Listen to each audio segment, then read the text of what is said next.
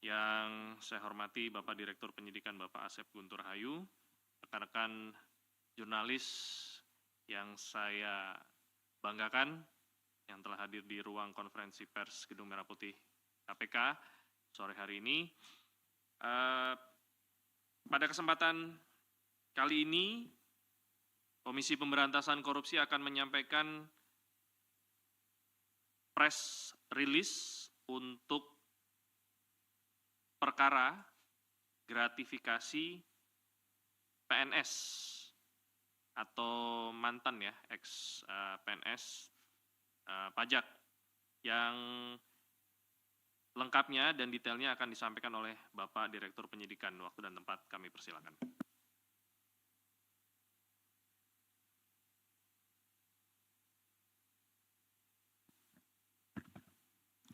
Bismillahirrahmanirrahim. Assalamualaikum warahmatullahi wabarakatuh. Selamat sore dan salam sejahtera bagi kita sekalian. Yang saya hormati Mas Jubir, Mas Tesa.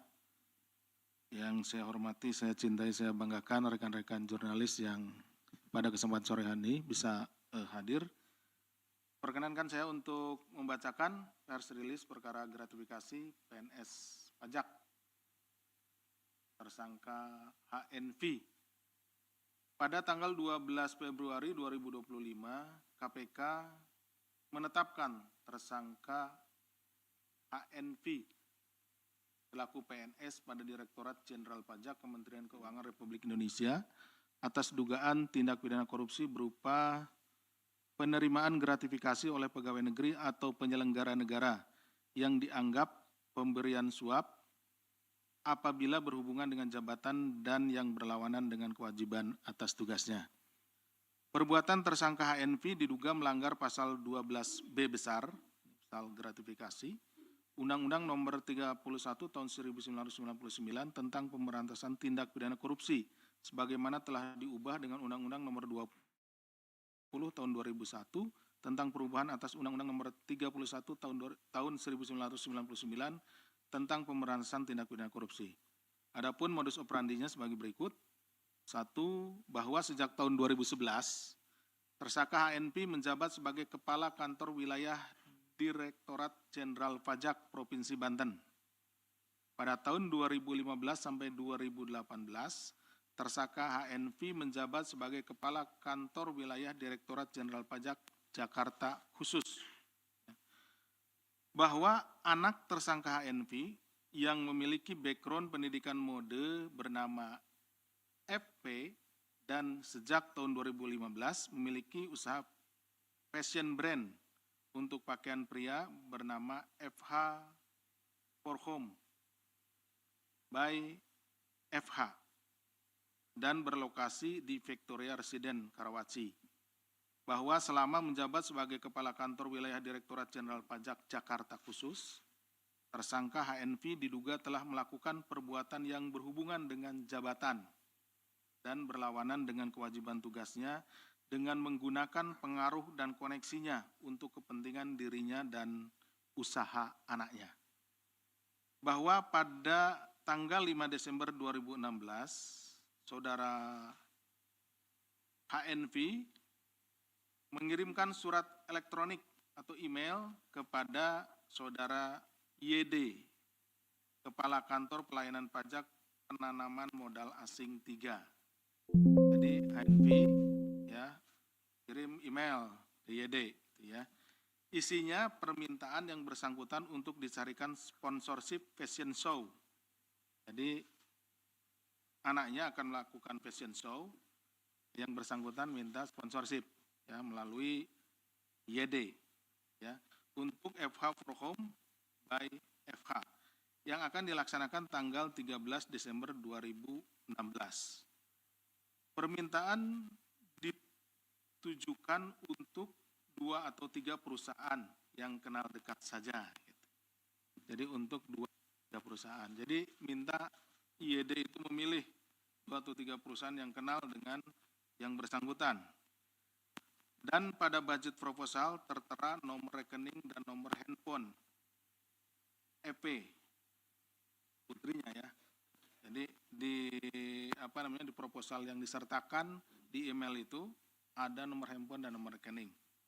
Dengan permintaan sejumlah 150 juta rupiah. Jadi permintaannya itu sudah jelas dijelaskan kebutuhannya 150 juta. Bahwa atas email permintaan tersebut terdapat transfer masuk ke rekening saudara EP yang diidentifikasi terkait dengan pemberian gratifikasi yang berasal dari wajib pajak kantor wilayah pajak Jakarta Khusus maupun dari pegawai KPP penanaman modal asing 3 sebesar 300 juta rupiah. Jadi kemudian ada transfer masuk 300 juta rupiah walaupun di awal disebutkan kebutuhannya hanya 150 juta.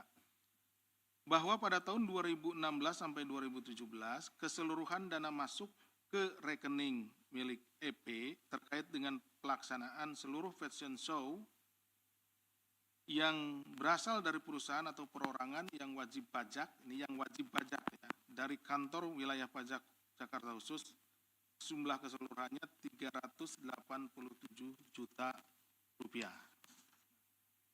Kemudian selain dari yang tadi, masih pada tahun 2016-2017, keseluruhan dana masuk ke rekening EP terkait fashion show juga, tapi ini berasal dari perusahaan atau perorangan yang bukan wajib pajak. Kalau tadi yang wajib pajak, ini yang bukan wajib pajak. Kantor wilayah Jakarta Khusus adalah sebesar 417 juta rupiah. Jadi rupanya emailnya itu tidak hanya kepada perusahaan, tetapi juga pada akhirnya mungkin menyebar ke orang-orang yang terdekat atau orang-orang yang kenal dengan saudara HNV ini. Seperti itu, sehingga ada yang tadi yang perorangan, kemudian juga ada yang perusahaan, ada yang wajib pajak, ada yang bukan. Bahwa seluruh penerimaan gratifikasi berupa sponsorship pelaksanaan fashion show jumlahnya dijumlahkan kemudian ya, jadi 804 juta, di mana perusahaan-perusahaan tersebut menyatakan tidak mendapat keuntungan atas pemberian uang sponsorship untuk kegiatan fashion show, tidak mendapatkan exposure atau keuntungan lainnya. Jadi ini nanti yang akan membedakan dengan suap ya. Suap itu ada kepentingan dari pihak yang pemberi suapnya seperti itu. Bahwa pada periode tahun 2014 sampai 2022, saudara HNV diduga beberapa kali menerima sejumlah uang dalam bentuk falas dolar Amerika dari beberapa pihak terkait melalui saudara BSA. Selanjutnya saudara BSA melakukan penempatan deposito pada BPR menggunakan nama pihak lain dengan jumlah yang sudah diketahui sebesar 10.347 juta 10.000 dan pada akhirnya melakukan pencairan seluruh deposito dan ditransfer atau dimasukkan ke rekening saudara HNV sejumlah 14.838.834.634. Jadi ini sistemnya dia memutar itu ya. Dikelola dulu oleh saudara BSA, ditempatkan pada rekening tertentu, bukan rekeningnya HNV, tapi kemudian setelah ditempatkan ditarik kembali, kemudian di store ke rekening HNV. Ujung-ujungnya tetap di store ke rekening HNV. Bahwa pada periode 2013 sampai 2018, HNV melakukan transaksi keuangan pada rekening-rekening miliknya melalui perusahaan valuta asing dan pihak-pihak yang bekerja pada perusahaan valuta asing keseluruhan berjumlah 6.665.006.000. Bahwa saudara HNV telah diduga melakukan perbuatan tindak pidana korupsi berupa penerimaan gratifikasi untuk fashion show anaknya 804 juta, penerimaan lain dalam bentuk falas 6.665.006.000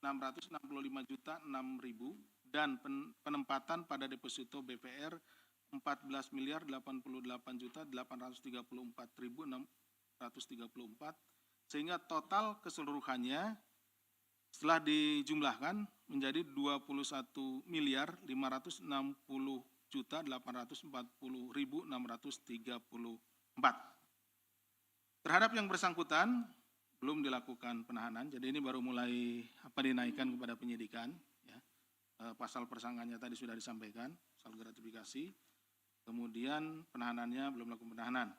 Saat ini penyidik fokus untuk mengumpulkan dan melengkapi alat bukti, pemeriksaan saksi-saksi, dan termasuk juga melakukan aset tracing terhadap tersangka HNV. Demikian yang bisa kami sampaikan. Terima kasih. Kami kembalikan kepada Mas Juwir. Assalamualaikum warahmatullahi wabarakatuh. Waalaikumsalam.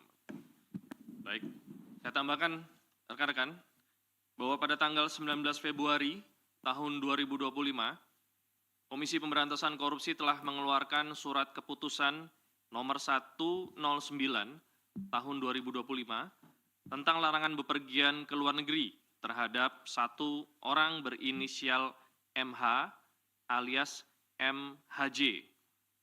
Untuk diketahui bahwa per tanggal 12 Februari 2025, penyidik KPK telah mengeluarkan surat perintah penyidikan dugaan penerimaan gratifikasi yang diduga dilakukan oleh seorang tersangka terkait dengan jabatan beliau di Ditjen Pajak Kementerian Keuangan Republik Indonesia. Untuk proses penyidikan sebagaimana yang tadi sudah disampaikan masih berjalan. Larangan bepergian ini tertuang dalam surat pimpinan KPK nomor 300 tahun 2025 karena keberadaan yang bersangkutan di wilayah Indonesia dibutuhkan dalam rangka proses penyidikan. Untuk keputusan ini berlaku untuk 6 bulan ke depan. Demikian tambahannya seputar perkara yang tadi sudah dijelaskan oleh Bapak Direktur Penyidikan. Silakan untuk rekan-rekan bagi yang ingin bertanya seputar perkara ini dipersilakan.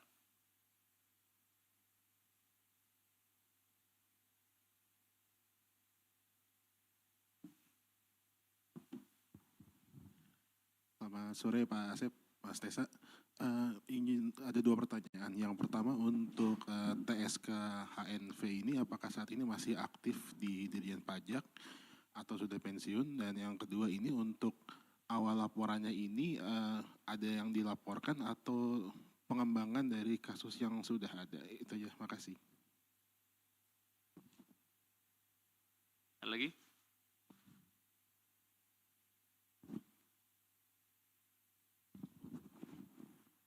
Izin Pak Asep, ini masih kaitannya masih di kasus di Ditjen Pajak Kemenq Pak, tapi bukan kasus ini, lebih ke Rafael Alun. Dulu kan ada penyelidikan Wahono tuh Pak, nah itu udah sampai mana ya Pak sekarang? Maksudnya masih ditangani kah atau gimana? Itu aja Pak, makasih.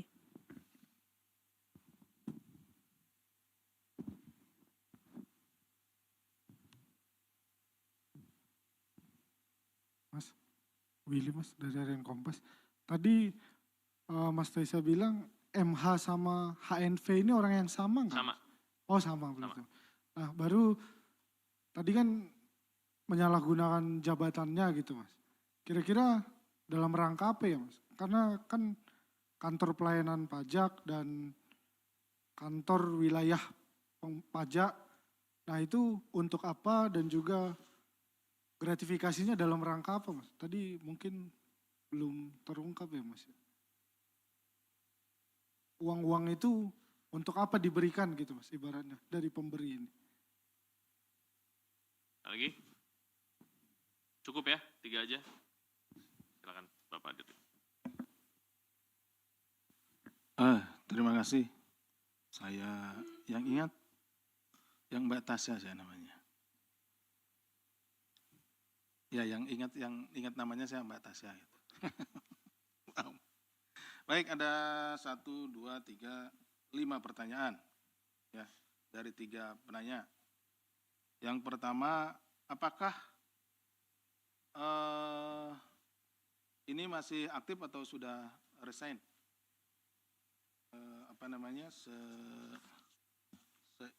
Sepengetahuan saya, nanti informasi yang kami terima itu sudah resign. Tapi nanti pastinya akan kita usulkan lagi ya. Kemudian apakah ini laporan atau pengembangan? Ini perkaranya pengembangan dari perkaranya YD. Perkara YD yang dulu sudah ditangani. Nah, betul. Mbaknya betul. Perkara YD ya. Kemudian Mbak Tasya, ini pada saat RAT ditangani juga KPK menangani lidik saudara WH. Saat ini sepengetahuan kami ini masih berjalan lidiknya. Jadi, kesulitannya mungkin sedang mengumpulkan ya dokumen-dokumen dan lain-lainnya. Seperti itu, Mbak. Karena kan ini seperti juga di perkaranya yang ini, mereka itu tidak hanya di satu waktu dan satu tempat. Ini kan juga mulai dari tahun 2016 ya, 2011 sampai dengan ditarik sampai dengan 2017 gitu.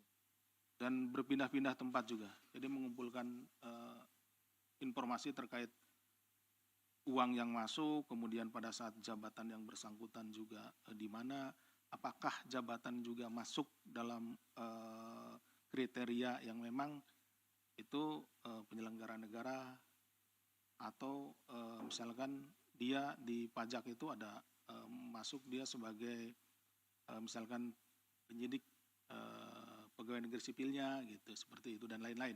Itu yang tentunya menjadi pertimbangan kita. Jadi betul-betul sedang dianalisis. Nanti kalau sudah ada informasi pasti kita sampaikan. Kemudian yang berikutnya, ini nama yang sama, betul. Kemudian ada 3 namanya, 4 ya, 3 kalau nggak salah. Aliasnya banyak, aliasnya banyak, 3 atau 4 alias. Nah, itu kami temukan di KTP, kemudian juga di paspor, sehingga ketika kita melakukan cekal, termasuk juga nama aliasnya. Hanya ada lebih dari 2 lah. Kemudian selama menggunakan jabatan ini seperti apa gratifikasinya kan gitu ya. Saya perjelas begini. Pertama, ketika dia menjabat di Kepala Kantor Wilayah Jakarta khusus ya, Kepala Kantor di Dirjen Pajak Jakarta khusus, jadi dia dengan posisinya itu, nah, dia menerbitkan atau mengirim email, gitu, email yang ditujukan yang melalui tadi saudara YD ditujukan kepada para pengusaha yang wajib pajak, gitu ya, para pengusaha. Dia meminta dukungan untuk fashion show anaknya. Anaknya itu punya brand ya, jadi punya pakaian gitu ya. Ini dia mengadakan fashion show. Dananya itu, untuk berdana itu, dia mintalah sebagai Kepala Kantor Wilayah Dirjen Pajak Jakarta Khusus, seharusnya tidak melakukan itu. Dia minta melalui emailnya ada, jumlahnya 150 juta, tapi karena orang melihat mungkin suatu saat itu pasti ada kepentingan dengan yang bersangkutan, selaku Kepala Kantor Wilayah Dirjen Pajak Jakarta Khusus ini, nah mereka pada ngasih. Gitu. Tadi ada yang ngasih 300 jumlah pada terakhirnya ya, ada 300 juta, ada yang 387 juta, kemudian juga ada yang 400 juta sekian. Nah, kita sedang menyusuri, kita susuri, karena memang juga ada yang ditransfernya itu tidak menggunakan nama asli. Gitu. Mungkin si pemberi juga berhati-hati gitu ya, berhati-hati nanti kalau kejadian seperti ini, dia akan dipanggil dan lain-lain diperiksa sama kami, nah makanya dia menyerahkannya atau transfernya juga sangat berhati-hati gitu. Dan ada yang menggunakan nama yang bukan namanya dan lain-lain gitu, yang sedang kita susuri. Kemudian juga di beberapa rekening tadi yang telah saya sampaikan melalui saudara PSA. Jadi ada pemberian-pemberian dari tempat lain, kita dari hilir ke hulu ya ini. Artinya kita melihat di rekeningnya kan kita minta nih rekeningnya, mutasi rekeningnya dan lain-lain. Ada penerimaan sekitar 14 miliar sekian ini melalui deposito dan lain-lain. Nah, setelah kita susuri, oh ini dia dari tempat lain, nama orang Pak BSA ini, kemudian dia di store lagi ke tempat lain, dari tempat lain baru ke atas nama orang lain, baru dia ke Pak HNV ini, gitu, seperti itu. Setelah kita tanyakan, ini sebetulnya dari mana uangnya? Itu kita konfirmasi kepada yang bersangkutan tidak bisa menjelaskan uang itu dari mana, dari sumber yang diperbolehkan atau tidak. Jadi pada prinsipnya adalah ketika penyidik menerapkan pasal 12B besar atau pasal gratifikasi, itu adalah ada pemberian sejumlah uang kepada penyelenggara negara, tapi pemberian sejumlah uang itu pertama tidak diketahui maksudnya, maksud dan tujuannya seperti apa gitu. Dia mungkin ya beri, apalagi tadi sebetulnya ada permintaan dari si HNV ini untuk kegiatan anaknya. Mungkin dengar-dengar gitu kan, ada yang dengar, oh ya saya ngasih aja, gitu, seperti itu. Dan ada hal yang lain. Nah, perbedaannya, kan pasti ada perbedaannya nih, dengan suap apa? Kalau suap, si pemberinya itu memiliki keinginan. Misalkan dia ingin sesuatu, kalau terkait dengan pajak, mungkin di sini apakah nanti pajaknya supaya diurus dan lain-lain, apakah pajaknya juga mungkin nanti nilai pajaknya bisa dinegosiasi dan lain-lain sehingga memberi sesuatu. Nah, ada meeting of mind-nya, ada pertemuan kehendaknya di situ, yang memberi juga berkehendak sesuatu, yang si bapaknya, yang ini orangnya ini, tersangka ini menerima sesuatu dan melakukan apa yang dilakukan. Seperti itu perbedaannya. Kemudian tiga nih, ada suap, kemudian gratifikasi, ada yang satu lagi dengan pemerasan. Kalau pemerasan biasanya yang lebih aktif itu adalah si yang menerimanya, si penyelenggara negaranya. Penyelenggara negara, misalkan ada si penyelenggara negara yang memiliki kewenangan untuk menerbitkan sesuatu, misalkan menerbitkan izin, datang orang, misalkan mau ngurus izin, kata si penyelenggara negara ini gini, Pak, izin akan saya keluarkan kalau Bapak memberikan uang misalkan 10 miliar. Kalau enggak Bapak mengeluarkan 10 miliar, ngasih saya, tidak akan saya izinkan, tidak akan saya berikan izin, terbitkan izinnya. Nah itu, situ terjadilah pemerasan, seperti itu. Jadi dia udah lebih aktif. Tapi kalau yang datang itu dari awal sudah bilang, Pak, saya mau bikin izin nih Pak, saya punya uang misalkan 1 miliar, bisa nggak Pak, Bapak membantu saya menerbitkan izinnya. Terjadilah di sana misalkan tawaran, jangan segitulah, naik 1,5 miliar misalkan, nego, naik. Nah itu terjadi suap. Kalau ini pemaksaan yang tadi kan, itu beda di antara tiga itu. Nah kalau yang tadi gratifikasi tidak diketahui, tiba-tiba datang misalkan dalam rangka acara apalah gitu, tahu datang membawa sesuatu, atau tiba-tiba dia mengirim uang gitu. Karena dia kedekatan, kenal dan lain-lain. Belum ada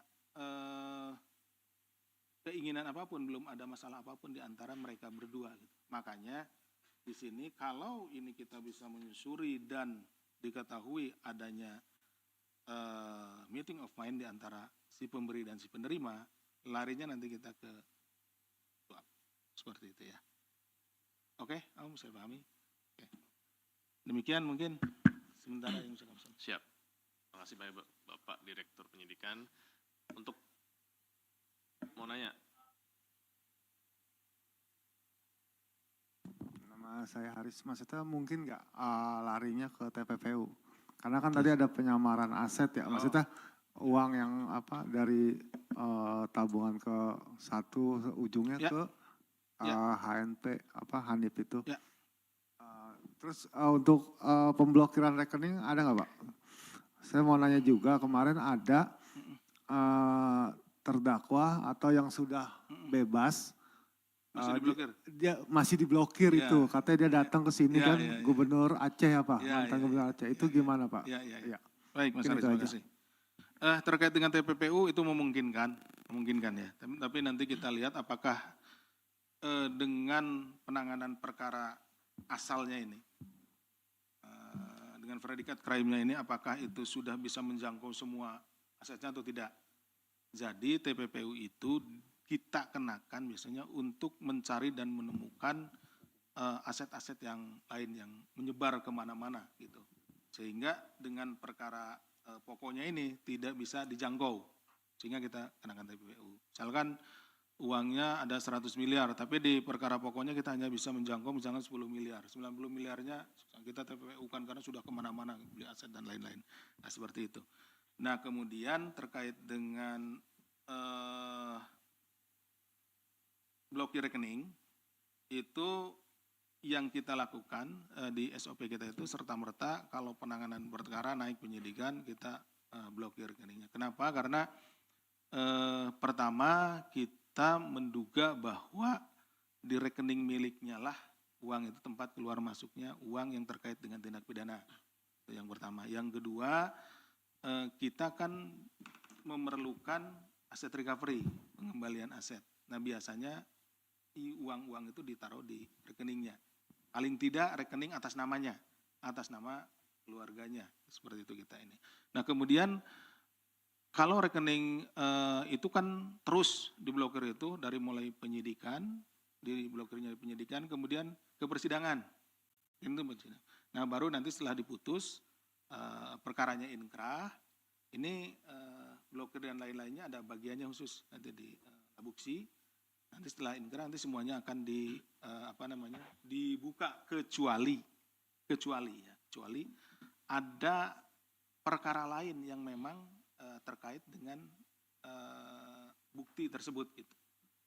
Jadi kalau misalkan ada perkara lain dan juga buktinya adalah di rekening itu, misalkan digunakan untuk transfer ke situ dan lain-lain, tentu tidak akan dibuka dulu.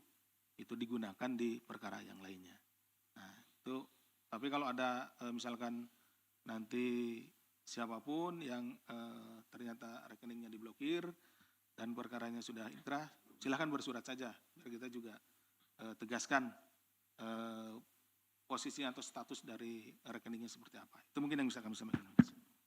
Baik, terima kasih.